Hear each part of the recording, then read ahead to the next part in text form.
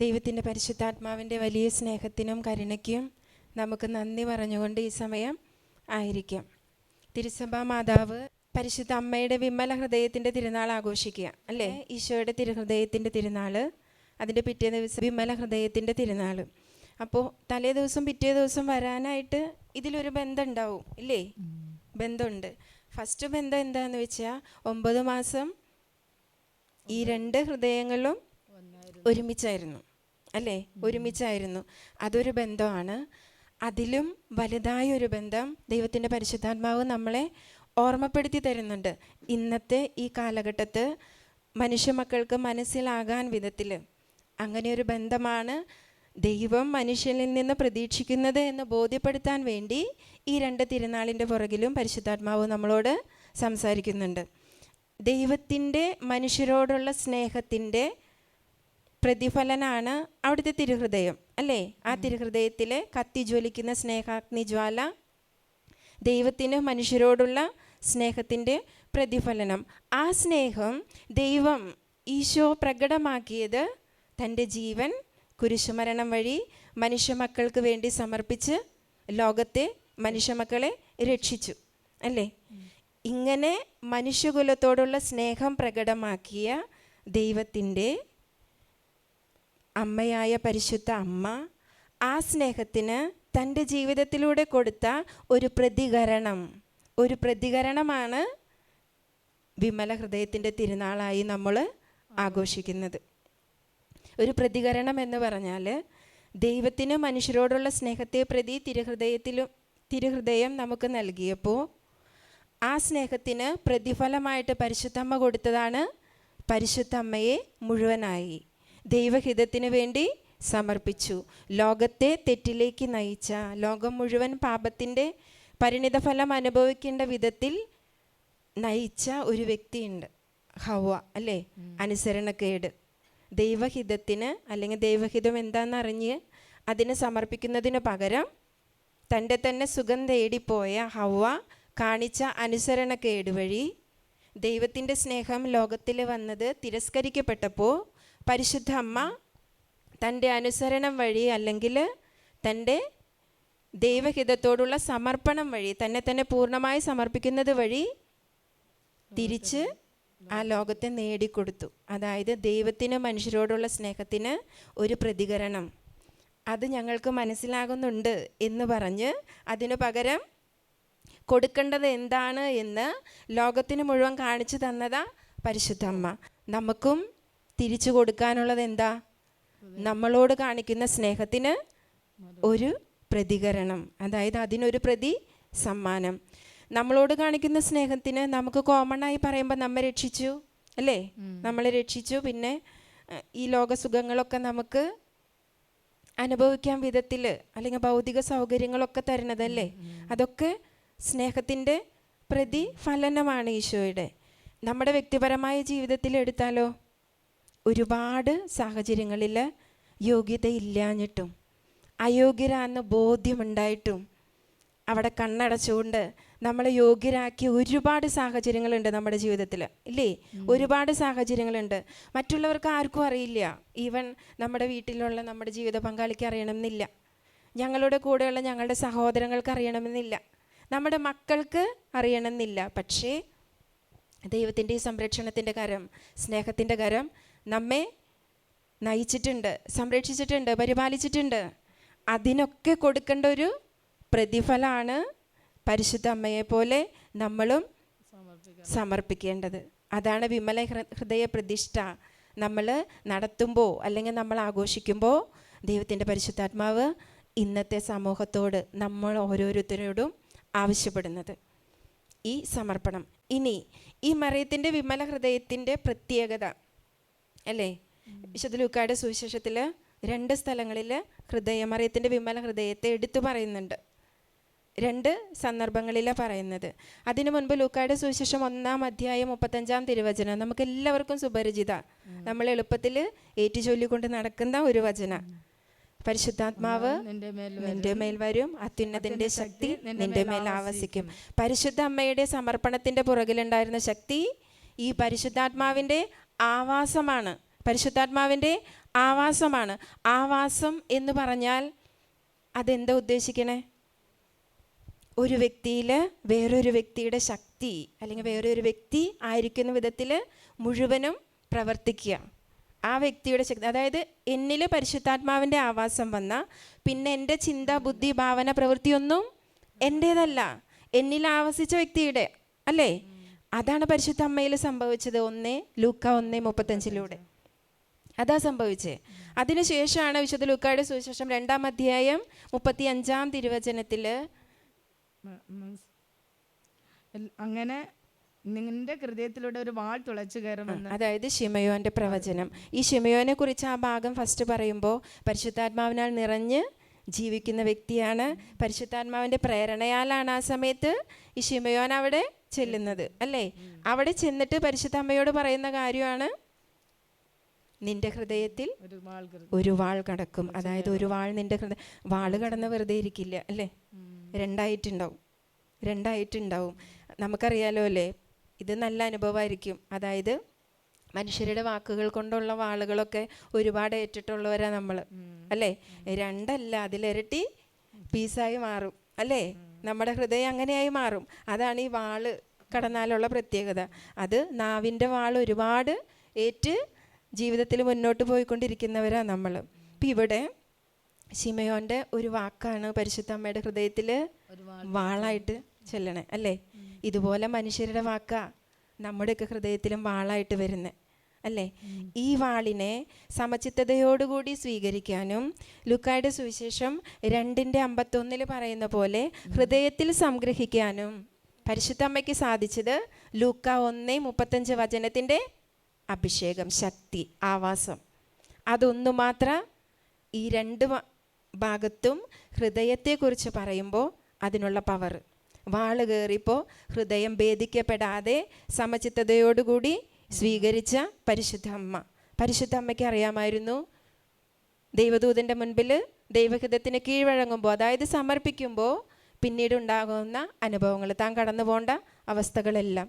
എന്നിട്ടും ഹൃദയത്തിൽ വാൾ തുളച്ച് കയറിയപ്പോൾ സമചിത്തതയോടുകൂടി പരിശുദ്ധമ്മ നിന്നു. അതുമാത്രമല്ല, ഈ കാര്യങ്ങളെല്ലാം ഹൃദയത്തിൽ സംഗ്രഹിച്ചു. ഇന്ന് ലോകത്തിന് നഷ്ടപ്പെട്ടുകൊണ്ടിരിക്കുന്ന 2 ഗുണങ്ങളായത്. 2 ഗുണങ്ങളാണ്. നമുക്ക് മുറിവേറ്റ നമ്മൾ മുറിവേൽപ്പിച്ചിരിക്കും. അതാണ് സാധാരണ മനുഷ്യരുടെ രീതി. നമ്മളോട് ഒരു വാക്ക് പറഞ്ഞെങ്കിൽ 2 വാക്ക് നമ്മൾ തിരിച്ച് പറഞ്ഞിട്ടുണ്ടാവും. ഒരു അടിയെ കിട്ടിയെങ്കിൽ 2 അടി നമ്മൾ കൊടുത്തിട്ടുണ്ടാവും. അതാണ് ഇന്നത്തെ ട്രെൻഡ്. ഈ കാലഘട്ടത്ത് വിമല ഹൃദയ പ്രതിഷ്ഠ ഞാൻ ആചരിക്കുമ്പോൾ അല്ലെങ്കിൽ ഞാൻ നടത്തുമ്പോൾ ഞാൻ ചിന്തിക്കേണ്ട ഒരു കാര്യമുണ്ട്. പരിശുദ്ധ അമ്മ ദൈവസ്നേഹത്തിന് വേണ്ടി തന്നെ പ്രതിഷ്ഠിച്ചപ്പോൾ ദൈവഹിതത്തിന് മുൻപിൽ സമചിത്തതയോടെ നിന്നവളാ. ദൈവഹിതത്തിന് മുൻപിൽ ദൈവഹിതം എൻ്റെ ജീവിതത്തിൽ അനുഭവിക്കുന്ന സഹനായാലും സന്തോഷമായാലും തെറ്റിദ്ധാരണയായാലും ദാരിദ്ര്യത്തിൻ്റെ മേഖലയായാലും സമചിത്തതയോടുകൂടി എനിക്ക് നിൽക്കാൻ പറ്റണമെങ്കിൽ എനിക്ക് പരിശുദ്ധാത്മാവിൻ്റെ ശക്തി വേണം. അപ്പോൾ പരിശുദ്ധ അമ്മയെ വിളിച്ച് പ്രാർത്ഥിക്കുന്നവരാണ് എൻ്റെ മുൻപിലിരിക്കുന്ന നിങ്ങളെല്ലാവരും അല്ലേ? പരിശുദ്ധ അമ്മയെ വിളിച്ച് പ്രാർത്ഥിക്കുമ്പോൾ പരിശുദ്ധ അമ്മ ഇങ്ങനെയൊക്കെ അതിജീവിച്ചെന്ന് നമ്മൾ ആരെങ്കിലും ഓർക്കാറുണ്ടോ? അമ്മയോട് മാധ്യസ്ഥം ചോദിച്ച് പ്രാർത്ഥിക്കുമ്പോൾ ഈ വ്യക്തി എങ്ങനെയാണ് ഈശോയിൽ നിന്ന് കാര്യങ്ങൾ നേടിയെടുത്തത് എന്ന് ചിന്തിക്കാറുണ്ടോ? ഒരിക്കലും ഇല്ല. നമ്മുടെ പ്രാർത്ഥനകളൊക്കെ ഇല്ലേ കാര്യം നടക്കാനുള്ളതാ. ആ പ്രാർത്ഥിക്കുമ്പോൾ എന്ത് ചെയ്തിട്ടാണ് പ്രാർത്ഥിക്കണ്ടേ, അല്ലെങ്കിൽ ആ പ്രാർത്ഥന കൊണ്ട് എന്നിൽ വരേണ്ട മാറ്റം എന്താ എന്നൊരു ബോധ്യം ഒരാൾക്കും ഇല്ല.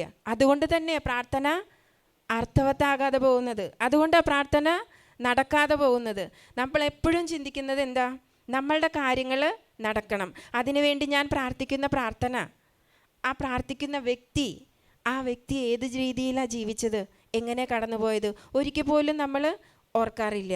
എന്നാൽ പരിശുദ്ധ അമ്മയോട് ഞാൻ മാധ്യസ്ഥം ചോദിക്കുന്നുണ്ടെങ്കിൽ, ഞാൻ ജപമാല ചൊല്ലി പ്രാർത്ഥിക്കുന്നുണ്ടെങ്കിൽ ഞാൻ സഹനം ഏറ്റെടുക്കാൻ തയ്യാറാവണം. എൻ്റെ ഹൃദയത്തിൽ ഇതുപോലെ ഒരു വാള് ഭേദിക്കും. അത് വാക്കിൻ്റെ ആവാം, എൻ്റെ കുടുംബത്തിൻ്റെ കടബാധ്യതയാവാം, പ്രിയപ്പെട്ടവരുടെ വേർപാടാവാം, തെറ്റിദ്ധാരണയാവാം, ഒറ്റപ്പെടലാവാം. ഇതെല്ലാം അനുഭവിക്കാൻ ബാധ്യസ്ഥയാണ് ഞാൻ. പരിശുദ്ധ അമ്മയോട് ഞാൻ മാധ്യസ്ഥം ചോദിക്കുന്നുണ്ടെങ്കിൽ ഈ സഹന മേഖല എൻ്റെ ജീവിതത്തിൽ അനുവദിച്ചാൽ അവിടെയും ദൈവഹിതത്തിന് മുൻപിൽ ആമേൻ പറഞ്ഞ് ദൈവത്തിന് പ്രതികരണം കൊടുക്കണം. ദൈവം തന്ന സ്നേഹത്തിന് പ്രതികരണം കൊടുക്കണം. ഇനി സഹനം തരുമ്പോൾ എങ്ങനെയാണ് ദൈവസ്നേഹത്തിന് പ്രതികരണം കൊടുക്കുക? നമ്മളോട് വചനത്തിലൂടെ ഓർമ്മിപ്പിക്കുന്നുണ്ട്, ദൈവത്തിന് സ്വീകാര്യരായ മനുഷ്യർ സഹനത്തിൻ്റെ തീച്ചുളയില കടന്നു പോകണം, ശുദ്ധീകരിക്കപ്പെടുന്നത് അല്ലേ? അപ്പോൾ പിന്നെ ദൈവത്തിന് സ്വീകാര്യമാവാൻ ഞാൻ ആഗ്രഹിക്കുന്നുണ്ടെങ്കിൽ അത് ദൈവസ്നേഹത്തിൻ്റെ ഭാഗമാണ്. എന്നെ ശുദ്ധീകരിക്കുക എന്നുള്ളത്, എന്നെ ശുദ്ധീകരിക്കുക എന്നുള്ളത് ദൈവസ്നേഹത്തിൻ്റെ ഭാഗമാണ്. അതാ എൻ്റെ ജീവിതത്തിൽ നടക്കുന്നുള്ളൂ. എൻ്റെ തന്നെ കയ്യിലിരിപ്പ് കൊണ്ട് വന്നതാ അല്ലേ? എൻ്റെ തന്നെ കയ്യിലിരിപ്പ് കൊണ്ട്, അല്ലെങ്കിൽ എൻ്റെ തലമുറയിൽ ആരെങ്കിലുടെയൊക്കെ കയ്യിലിരിപ്പ് കൊണ്ടാണ് ഇന്ന് ഞാൻ കടന്നു പോകുന്ന അവസ്ഥ വന്നിരിക്കുന്നത്. അത് ശുദ്ധീകരിക്കാൻ ദൈവം ഒരുക്കുന്നത് സഹനത്തിൻ്റെ തീച്ചൂളയാണ്. അപ്പോൾ ഇത് തിരിച്ചറിഞ്ഞ പരിശുദ്ധമ്മ ദൈവത്തിന് മഹത്വം കൊടുത്തതാ. അങ്ങനെ ഹൃദയത്തിൽ വാള് തറച്ചപ്പോൾ മിണ്ടാതിരുന്നേ. അങ്ങനെയാണെങ്കിൽ എൻ്റെ ദൈവം എന്നെ ശുദ്ധീകരിക്കുന്നതിൻ്റെ ഭാഗമായി എൻ്റെ ജീവിതത്തിൽ അനുഭവിക്കുന്ന സഹനത്തിൻ്റെ മേഖലകൾ, ഞാൻ കടന്നു പോകേണ്ട ഓരോ സാഹചര്യങ്ങളും ദൈവസ്നേഹത്തിൻ്റെ ഭാഗമാണ്. അതിന് പരിശുദ്ധ അമ്മയെ പോലെ ഞാനും പ്രതികരിക്കണം. ഹൃദയത്തിൽ വാള് തറയ്ക്കുമ്പോൾ സമചിത്തതയോടുകൂടി നിൽക്കണം. 2, ഹൃദയത്തിൽ സംഗ്രഹിക്കണം. ജീവിതത്തിൻ്റെ ഓരോ അനുഭവങ്ങളും ഹൃദയത്തിൽ സംഗ്രഹിക്കണം. ഇന്ന് ഒരുപാട് മക്കൾ ധ്യാനം കൂടാൻ പോകുന്നുണ്ട്, ഒത്തിരി അഭിഷേകത്തിൽ വരുന്നുണ്ട്, പ്രാർത്ഥനയിൽ വരുന്നുണ്ട്. പക്ഷേ ജീവിതത്തിലൊരു പ്രതികൂല സാഹചര്യം വരുമ്പോൾ അവർക്ക് അവിടെ നിലനിൽക്കാൻ, പിടിച്ചു നിൽക്കാൻ പറ്റുന്നില്ല. ദൈവത്തിൻ്റെ ഈ ദൈവിക പദ്ധതിയുടെ ഭാഗമാണ് എൻ്റെ ജീവിതത്തിൽ ഈ സംഭവിക്കുന്നത് എന്ന് തിരിച്ചറിവ് പല മനുഷ്യർക്കും ഇത്ര നാളത്തെ ധ്യാനം കൂടലോ പ്രാർത്ഥനയ്ക്കൊക്കെ പോയിട്ടും കിട്ടുന്നില്ല. ഇന്ന് പലരും എന്നോട് ധ്യാനിക്കാൻ പോവാണ്, പ്രാർത്ഥിക്കണട്ടോ സിസ്റ്ററെ എന്ന് പറയുമ്പോൾ ഞാൻ എൻ്റെ മനസ്സിൽ പ്രാർത്ഥിക്കുന്നത് എന്താണെന്നറിയോ? ഇത് കഴിഞ്ഞ് ഇവർക്ക് ഒരുക്കുന്ന ഒരു സഹനത്തിൻ്റെ ചൂളയുണ്ട്. ആ ചൂളയിൽ കടന്നു പോകുമ്പോൾ നിൽക്കാനുള്ള കൃപ, പിടിച്ചു നിൽക്കാനുള്ള കൃപ അതില്ലാത്തത് കൊണ്ടാണ് ധ്യാനം കൂടിയവരൊക്കെ പഴയ വഴിക്ക് തന്നെ പോണത്. പ്രത്യേകിച്ച് മദ്യപാനത്തിനൊക്കെ പോകുന്ന ആൾക്കാർ ഒരു ധ്യാനം കൂടി മദ്യപാനം നിർത്തി വരും. ഒരു മാസം 2 മാസം കഴിയുമ്പോൾ വീണ്ടും അവർ പഴയ വഴിക്ക് പോകും. അവരോട് അന്വേഷിക്കുമ്പോൾ ചില സാഹചര്യങ്ങൾ അവർക്ക് മറികടക്കാൻ പറ്റുന്നില്ല. അത് അവരുടെ ജീവിതത്തിൽ അനുഭവിച്ച സഹനത്തിൻ്റെ മേഖലയാണ്. അവരുടെ ജീവിതത്തെ, അവരുടെ ഹൃദയത്തെ പിളർക്കുന്ന വാളാ അവർ കടന്നു പോകേണ്ട ആ സാഹചര്യം. അത് തിരിച്ചറിയില്ല. അത് തിരിച്ചറിഞ്ഞ പരിശുദ്ധ അമ്മ ഹൃദയത്തിൽ സംഗ്രഹിച്ച് സമയത്തിൻ്റെ പൂർത്തിക്ക് വരെ കാത്തിരുന്ന് ലോകത്തിന് രക്ഷ നേടിക്കൊടുക്കാൻ ദൈവപുത്രനോടൊപ്പം വ്യാപരിച്ചത്. പ്രതിഷ്ഠ ചൊല്ലും അല്ലേ? ഇന്ന് സ്പെഷ്യൽ ത്യാഗം, ഫാസ്റ്റിങ്, ജപമാല എല്ലാം ചൊല്ലും. ഇതെല്ലാം ചൊല്ലിയിട്ടും ഹൃദയത്തിൽ വാള് കടക്കേണ്ട സമയം വരുമ്പോൾ വാളിനെ എതിർക്കാൻ അതിൽ വലിയ പരിചയമായിരിക്കും നമ്മുടെ കയ്യിലുണ്ടാവുക. എന്നിട്ട് പരിശുദ്ധമ്മയോട് കണ്ടിന്യൂസ് ജപമാല ഒരിക്കൽ പോലെങ്കിലും ഈ ജപമാല ചൊല്ലുമ്പോൾ ആ പരിശുദ്ധ അമ്മേനെ ഒന്ന് ധ്യാനിച്ചിട്ടുണ്ടെങ്കിൽ പിന്നെ നമ്മൾ വാള് വന്ന പരിചയം എടുക്കോ? എടുക്കില്ല. അതല്ലേ നമ്മുടെ പ്രാർത്ഥനകളൊക്കെ വ്യർത്ഥമായി പോണേ അല്ലേ? ഓരോ കൊച്ചു പ്രാർത്ഥന പോലും വ്യർത്ഥമാകുന്നതിൻ്റെ കാരണം ഇതാ. ആ പ്രാർത്ഥിക്കുന്ന വ്യക്തിയുടെ ജീവിതം നമ്മൾ ആരും മനസ്സിലാക്കില്ല. കുർബാന കണ്ടില്ലെങ്കിൽ നോവേന കൂടി, 9 നോവേന കൂടി, 7 നോവേന കൂടി നിയോഗങ്ങൾ സാധിച്ചെടുക്കുന്നവരാ ഇന്ന് ക്രിസ്ത്യാനികളിൽ പലരും. അതുകൊണ്ട് തന്നെ ഒരു നിയോഗം കഴിഞ്ഞ് അടുത്ത നിയോഗം നടക്കാതെ ആവുമ്പോൾ അവന് വിശ്വാസമില്ല, പിന്നെ അവന് ആ പള്ളിയിൽ പോകണമെന്ന് ആഗ്രഹമില്ല. അതായത് സഹനമാണ് ദൈവത്തിൻ്റെ സമ്മാനം, സഹനമാണ് ദൈവത്തിൻ്റെ തീച്ചൂള. ആ തീച്ചൂളയിൽ കടന്നു പോകാൻ ഒരു ക്രിസ്ത്യാനി ഇന്ന് തയ്യാറല്ല. അങ്ങനെയുള്ള ഒരു ക്രിസ്ത്യാനിക്ക് പരിശുദ്ധമ്മയുടെ മാധ്യസ്ഥം കൊണ്ട് കാര്യമില്ല. അപ്പോഴത്തെ കാര്യം നടക്കാൻ മാത്രമേ ഉണ്ടാവുള്ളൂ. ജീവിതത്തിലെ പ്രതിസന്ധികളുടെ മാല വരുമ്പോൾ പകുതി വെച്ച് അത് ബ്ലോക്ക് ചെയ്ത് ഇട്ടിട്ട് പോവും. അതുകൊണ്ട് എൻ്റെ പ്രിയപ്പെട്ടവരെ, ഒന്ന് മാത്രം നിങ്ങളെ ഓർമ്മിപ്പിക്കുക, പരിശുദ്ധ അമ്മയോട് പ്രാർത്ഥിക്കുമ്പോൾ പരിശുദ്ധ അമ്മയുടെ ജീവിതം ഉൾക്കൊള്ളാൻ പരിശ്രമിക്കണം.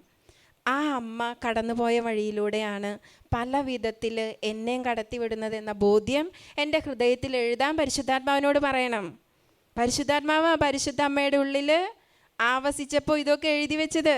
ദൈവത്തിൻ്റെ സ്നേഹത്തിനുള്ള പ്രതിഫലനം, പ്രതിസമ്മാനം സഹനമാണെന്ന് പരിശുദ്ധ അമ്മയ്ക്ക് എഴുതി കൊടുത്തത് പരിശുദ്ധാത്മാവാ. അതാ ലൂക്ക 1:35 സംഭവിച്ചേ. ആ വചനം ഏറ്റുചൊല്ലുന്ന എൻ്റെ ഹൃദയത്തിലും എൻ്റെ ജീവിതത്തിൽ എൻ്റെ അനുഭവങ്ങളിലൊക്കെ സംഭവിക്കേണ്ടത് അത് തന്നെയാണ്. ഇത് അഭിഷേകമായാൽ ഏത് ജീവിതാവസ്ഥയിലുള്ളവരായാലും, സന്യസ്തരായാലും, വൈദികരായാലും, അൽമായരായാലും അവർക്ക് കൃപയിൽ നിലനിൽക്കാൻ പറ്റും. അവർക്ക് കൃപയിൽ നിലനിൽക്കാൻ പറ്റും. വിശ്വാസത്തെ എതിർക്കില്ല, വിശ്വാസത്തിൽ നിന്ന് പിന്മാറില്ല, ലോകത്തോട് എന്താ ഇങ്ങനെയെന്ന് ചോദ്യമായി സ്തംഭിച്ച് നിന്നു പോവില്ല. ലോകത്തിൽ നടക്കുന്ന കാര്യങ്ങൾ കാണുമ്പോൾ എന്നെക്കുറിച്ച് എൻ്റെ ദൈവത്തിനുള്ള ഹിതത്തിന് കീഴ്വഴങ്ങാനായിട്ട് എൻ്റെ മനസ്സിനെ പ്രേരിപ്പിക്കണേ. ആര്? പരിശുദ്ധാത്മാവിനെ കൊണ്ട് പ്രേരിപ്പിക്കണേ. പരിശുദ്ധ അമ്മോട് ചോദിച്ചാൽ പരിശുദ്ധ അമ്മ തരണ ഒരേ ഒരാൾ പരിശുദ്ധാത്മാവാ. ആ പരിശുദ്ധാത്മാവിലൂടെ അമ്മ എല്ലാം നേടിയെടുത്തത്. അതേ പരിശുദ്ധാത്മാവിനെ അമ്മയ്ക്ക് നമുക്ക് തരാനുള്ളൂ. ആ പരിശുദ്ധാത്മാവ് എഴുതും ബോധ്യങ്ങൾ നമ്മുടെ ഹൃദയത്തിൽ. സാഹചര്യങ്ങൾ വരുമ്പോൾ ബോധ്യങ്ങൾ എഴുതി തരും. പരിശുദ്ധാത്മാവ് ബോധ്യങ്ങൾ എഴുതിയാൽ എത്ര പ്രതികൂല സാഹചര്യം വന്നാൽ ആ വ്യക്തി മാറില്ല.